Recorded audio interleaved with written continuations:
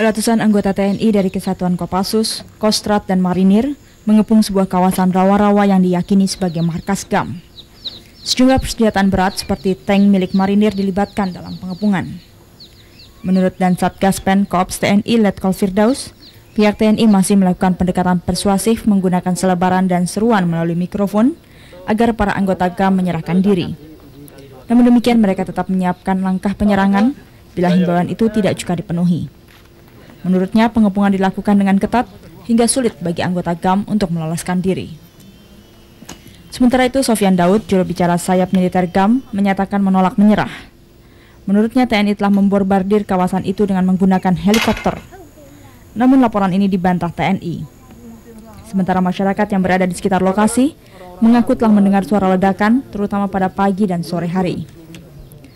Sofyan Daud juga menyatakan sekitar 200 warga sipil terjebak di lokasi yang dikepung bersama-sama anggota GAM. Dari Lok Sumawe, Provinsi Nanggroe.